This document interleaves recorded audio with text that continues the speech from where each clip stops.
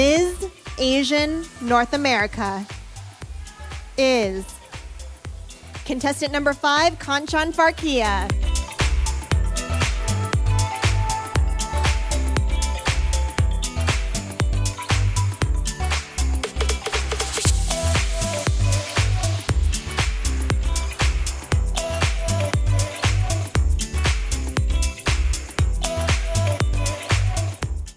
G9 productions की पेशकश दिल की बातें में आज मैं आपसे रूबरू हूँ गुरबीर सिंह चावला। आज की हमारी ख़ास मेहमान है कंचन फरकिया, जिन्होंने सौंदर्य के क्षेत्र में अंतर्राष्ट्रीय स्तर पर अपनी पहचान बनाई है। Miss world class, miss USA 2021 के खिताब के साथ साथ और भी कई अवार्ड उनके नाम हैं। ब्यूटी क्वीन होने के साथ साथ कंचन मानसिक स्वास्थ्य के क्षेत्र में भी जागरूकता लाने का बहुत बड़ा काम कर रही हैं। आइए आज मिलते हैं कंचन जी से और जानते हैं दिल की कुछ बातें। कंचन जी, बहुत बहुत स्वागत है आपका। सबसे पहले तो हम यह जानना चाहेंगे कि सौंदर्य के क्षेत्र में आने की रुचि आपकी कैसी हुई, किस तरह से आपका सफ़र शुरू हुआ और एक ब्यूटी क्वीन होने के क्या मायने हैं आपकी ज़िंदगी में? Ji Gurbir ji, actually for me, the success journey is the process of working through each step to arrive at the next one. And it could be a small short-term goal that I already have everyday life. So मुझे छोटे छोटे जो भी goals होते थे मैं उसको उसको complete करती थी, but I always follow my heart and I always had my self determination to complete it with hard work. I did a lot of hard work and did something that makes me happy too.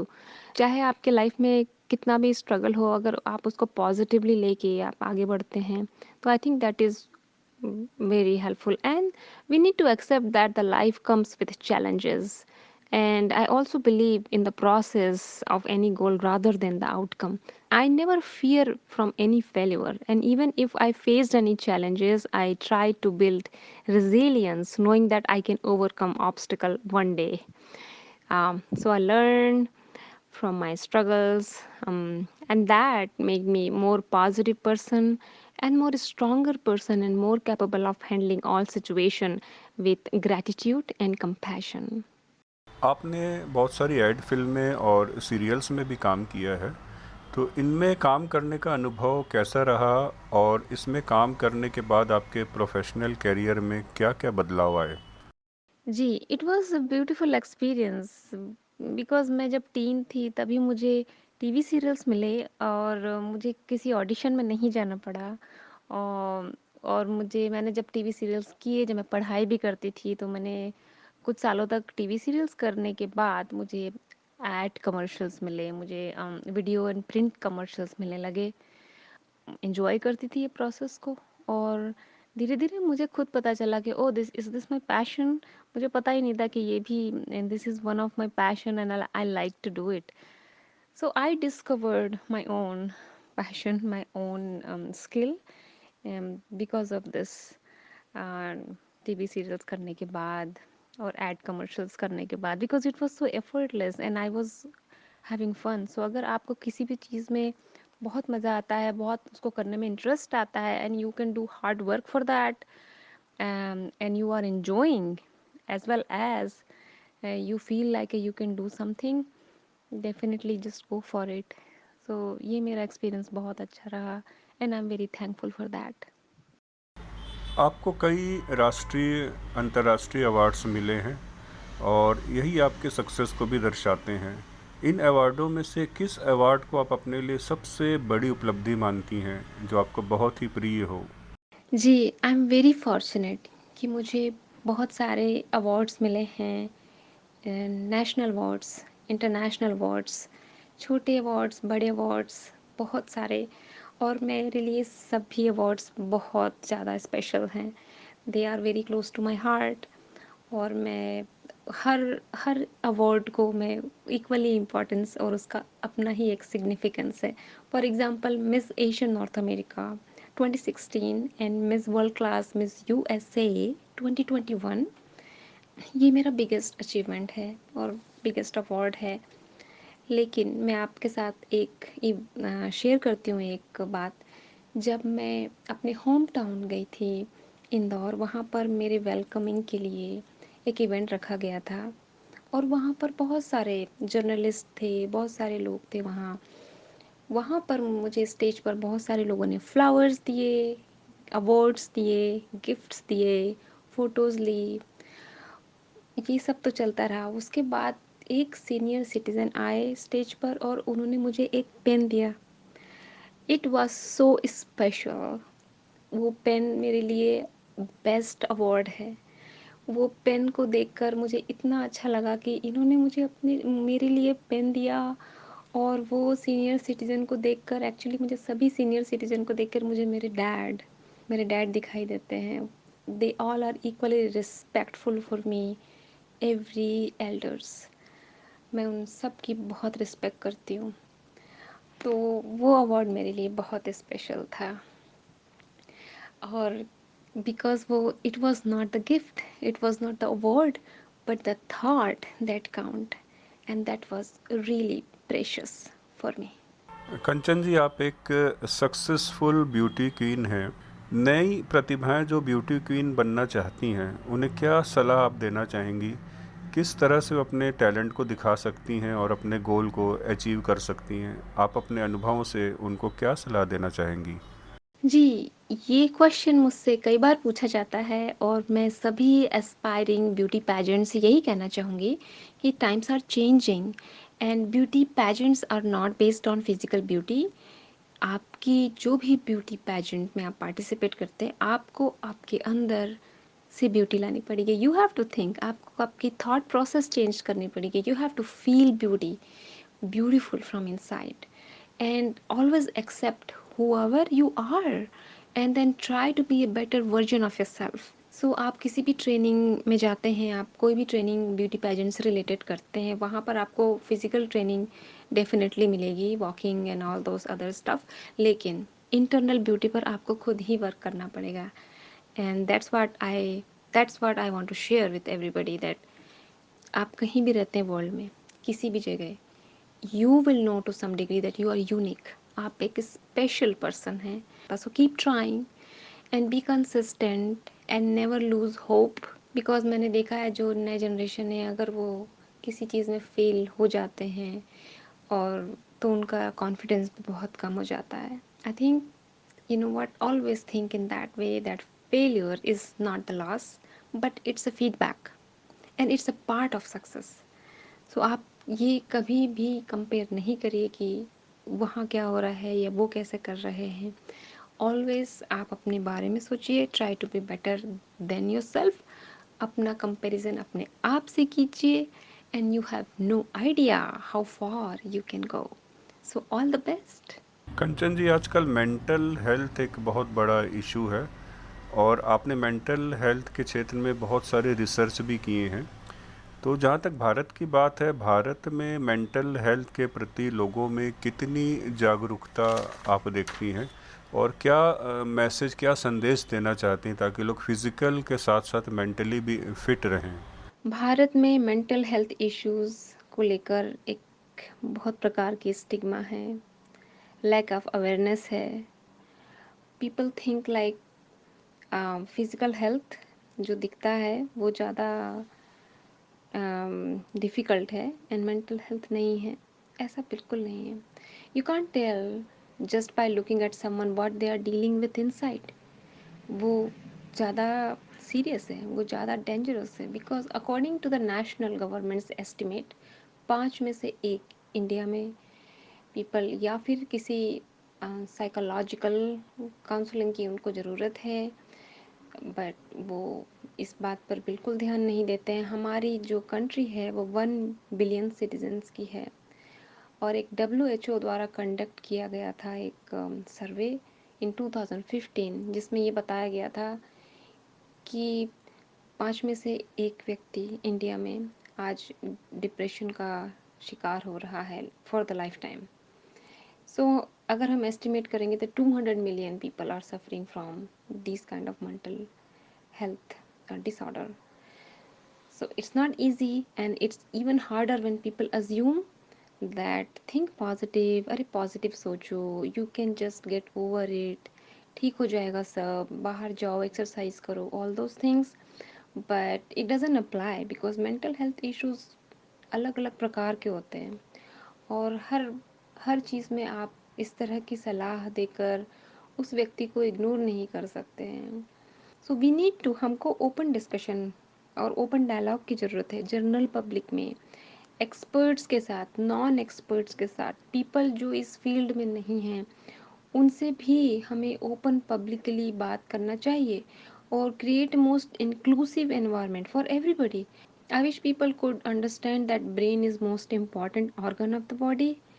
जैसे आप की broken bone आप देख सकते हो, और and then कितना आपको सिंपैथी और कितना फील होता है कि oh this person is suffering from this pain, but आपको ये कभी भी पता नहीं चलता है कि जो जिसको मेंटल इलनेस है उसको कितना पेन होता है, because mental illness is less dramatic than physical pain. कई लोग डॉक्टर को दिखाने में भी शेमफुल, उनकी फैमिली को लगता है कि नहीं, हम अगर हम जाएंगे तो लोग क्या कहेंगे, एंड इसलिए वो कभी भी दिखा नहीं पाते हैं। स्पेशली जो सीनियर्स होते हैं उनको मेंटल हेल्थ इश्यूज होने लगते हैं, और वो कभी भी प्रोफेशनल हेल्प उनको नहीं मिल पाती है। एंड एक फैक्ट है, जो मेंटल इलनेस जिनको है वो स्ट्रॉन्गर होते हैं, उनको एस्टिमेट नहीं कर पाते हैं, क्योंकि they have to go for work, उनको फैमिली की भी केयर करनी है, उनको अपना प्रोफेशनल लाइफ भी देखना है, सोशलाइज भी होना है फ्रेंड्स के साथ, and still can act normal while battling unimaginable pain. How strong they are. हमें ये सोचना पड़ेगा कि फिजिकल हेल्थ और मेंटल हेल्थ एक ही सिक्के के दो पहलू हैं, और दोनों ही सिग्निफिकेंट हैं, दोनों ही इम्पॉर्टेंट है, और हमें दोनों की केयर करनी चाहिए। कंचन जी, आप एक ब्यूटी क्वीन हैं, मॉडल हैं, एक्टर हैं, राइटर हैं। इन सब के साथ साथ आपके अपने निजी शौक और क्या क्या हैं जिनमें आप अपना समय देना चाहती हैं और जिनको करके आपको बहुत ही खुशी मिलती है? जब हॉबीज़ का नाम लेते हैं तो मुझे बचपन की याद आती है, बिकॉज़ यूजुअली बचपन से ही स्टार्ट होती है हॉबीज़। मैं पेंटिंग बहुत सारी करती थी बचपन से, मेरे घर में सभी पेंटिंग करते थे, मेरी mom dad they are very good artist, और वो पेंटिंग करते थे, मेरे डैड एक्सीलेंट आर्टिस्ट, और मज़ा आता था पेंटिंग करने में, स्केचिंग करने में। I use to do a lot. अभी मुझे टाइम नहीं मिल रहा है, लेकिन I it's in my to do list, and whenever I will get chance मुझे पेंटिंग करना है। Love it. दूसरा है listening to music. Music is something that, मेरे घर पे म्यूज़िक का एनवायरनमेंट था, मेरे डैड सिंगर रह चुके हैं, सो ही यूज़ टू लिसन, बहुत सारी म्यूज़िक सुनते थे, और उसकी वजह से मुझे भी म्यूज़िक का बहुत शौक है। मेरे घर में हर लोगों को म्यूज़िक का बहुत ज़्यादा शौक है, एंड हॉबीज़ में आई always listen to music. So sometimes I want to relax myself with music. मैं म्यूज़िक को एक हीलिंग सोर्स की तरह यूज़ करती हूँ, और डिपेंड करता है कि कब कौन सी म्यूज़िक लगानी है। सो यूजुअली क्या होता है कि आपके मन और शरीर सहित सब कुछ निरंतर एक वाइब्रेशन में होते हैं। So it's very, sound is vibration that resonate your soul, और जो आपकी ध्वनि ना केवल शारीरिक स्तर पर बल्कि भावनात्मक और आध्यात्मिक स्तर पर भी ठीक करने की इसमें शक्ति होती है। सो जो हमारे 7 चक्रास होते हैं, हर चक्रास की एक स्पेसिफिक म्यूज़िक होती है जिससे वो वाइब्रेट करता है, एनहेंस होता है, और that has a power to heal, but not only physical but also on the emotional and spiritual level. So I love listening to those kind of music, healing music, and that brings balance and harmony in my life, and you feel like a sense of freedom in your life, and minimize भी करते हैं आपके stress को।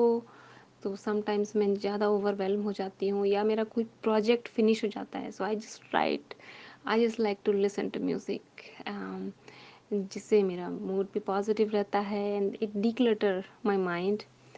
सो love the music and मैं सबको ये भी कहना चाहूँगी कि आपको जो हॉबी अच्छी लगती है आप definitely just go for it when ever you get time. जब भी आपको टाइम मिले आपकी हॉबी को ऑलवेज़ एंजॉय करिए।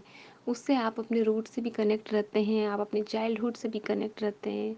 And the most essential part is helping others. मैं दूसरों की हेल्प करने में मुझे बहुत खुशी मिलती है। किसी के फेस पे स्माइल देखकर मुझे बहुत बहुत ज़्यादा खुशी होती है। वो फीलिंग्स ऐसी है कि उसको एक्सप्लेन नहीं किया जा सकता है। So I try to help peoples as much as possible. मैं ऑर्गेनाइजेशन के साथ में मिलकर काम करती हूँ या मुझे सेल्फ भी इंडिविजुअल की हेल्प करने में मुझे बहुत ही खुशी मिलती है। और ये चीज़ एक बहुत ही स्पेशल है। अगर आप करके देखेंगे तो आपको भी बहुत अच्छा फील होगा and you will feel happy. Kanchan ji, आप हमेशा फिट रहती हैं, सजिंदा रहती हैं, तो हम जानना चाहेंगे कि आपकी फ़िटनेस का राज़ क्या है? Fitness in my opinion is a mental exercise more than just a physical. मैं योगा करती हूँ, डांस करती हूँ, I try to be stay active and मुझे सनलाइट में वॉक करना बहुत पसंद है। इससे आपका इम्यून सिस्टम भी अच्छा होता है। मैं सब कुछ खाती हूँ। मैं वेजिटेरियन हूँ बट मैंने कभी कुछ ड्रिंक नहीं कभी नहीं किया और मैं हमेशा सात्विक खाना ही मुझे अच्छा लगता है। I take care of myself with my mindfulness simply means being in the present without thinking of past or future। मैं हमेशा नॉन जजमेंटल रहती हूँ और मैं कल्टीवेट करती हूँ एक positive attitude towards things and situation. And ये मुझे हेल्प करता है to see the bright side of the life, to see the positivity and positive side of anything. And I also spend time with people whose company I enjoy. I get along with those people who gives me a sense of being valued and appreciated. So आप अपने mind body and spirit को control करिए, उसको take care करिए और ये सब हो सकता है जब आप डिसिप्लिन में रहते हैं। और आप मॉर्निंग अफर्मेशन भी कर सकते हैं। फॉर एग्ज़ाम्पल मैं एवरी डे ऐसा सोचती हूँ अफर्मेशन में, each day is the new opportunity to improve myself, take it and make the most of it. और ये सब करके आप अपने फिटनेस को इम्प्रूव कर सकते हैं। Thank you so much everyone. I appreciate that you have been speaking with me. I hope some of my information is helpful to you. कंचन जी, आपसे एक आखिरी सवाल यह है कि जितनी भी सक्सेस, जितनी सफलताएं आपने हासिल की हैं, उसका श्रेय या क्रेडिट आप किन को देना चाहेंगी?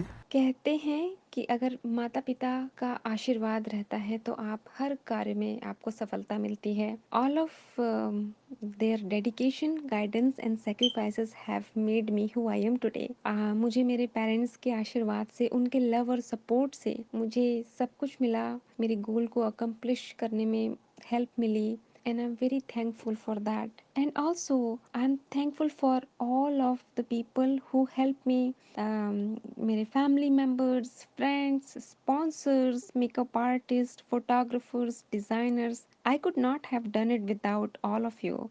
So thank you so much. ये क्रेडिट उनको भी जाता है जिन्होंने मुझे लाइफ में एक बिट भी हेल्प किया हो। उन सभी लोगों को ये क्रेडिट जाता है and special credit goes to my husband as well.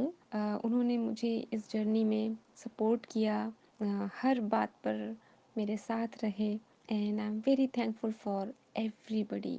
So credit goes to every and each person who helped me, who supported me in this journey till today. Thank you so much.